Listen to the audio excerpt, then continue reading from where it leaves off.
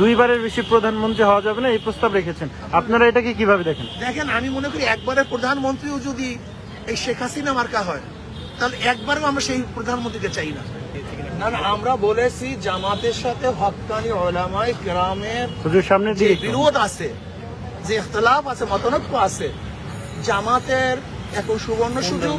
যদি সেই মতানৈক্যগুলি মিটিয়ে দেয়, তাহলে জামাতের সাথে ঐক্য হওয়াটা খুব সহজ হয়ে যায়।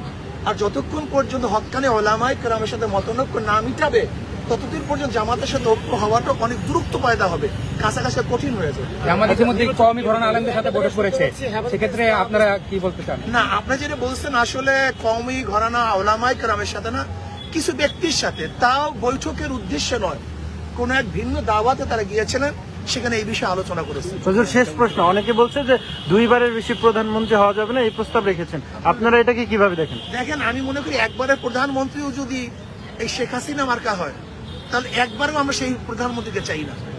আর যদি আদেল, ইনসাফগার, ন্যায়পরায়ণ, মানুষের সেবক, মানুষের উন্নয়ন করতে পারে, দেশের উন্নয়ন করতে পারে, এরকম প্রধানমন্ত্রী বারবারও হয়তো সমস্যা কি, কিন্তু আমাদের সমস্যা হলো দুর্নীতি। আসলে আমরা যেই আমাদের যে দর্শন লালন করছি, দর্শনের মধ্যে ভুল। আমি দর্শনটা দেবো নাকি এক মিনিটে?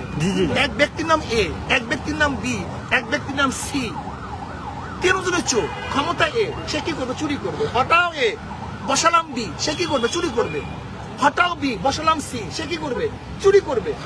কারণ হলো ব্যক্তির পরিবর্তন হয়েছে, দলের পরিবর্তন হয়েছে, নীতি আদর্শ পরিবর্তন হয় নাই। ওসি পরিবর্তন হয়, ঘুষের পরিবর্তন হয়েছে। আপনার এসপি পরিবর্তন হয়, ঘুষের কি পরিবর্তন হয়েছে? কারণটা কি?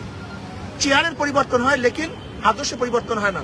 আজকে দেখেন 5ই আগস্টের পরে 2-3 দিনে যারা লুট করছে, তরাস করছে, দখল করছে, চাঁদাবাজি শুরু করছে, এরা যদি দ্বিতীয়বার ক্ষমতায় আসে, তাহলে কিভাবে বুঝতে পারেন যে দেশ চাঁদামুক্ত হবে, দুর্নীতিমুক্ত হবে? জীবনের সাথে চলে স্বাস্থ্যকর অল টাইম, সব সময় অল টাইম হেলদি লাইফ।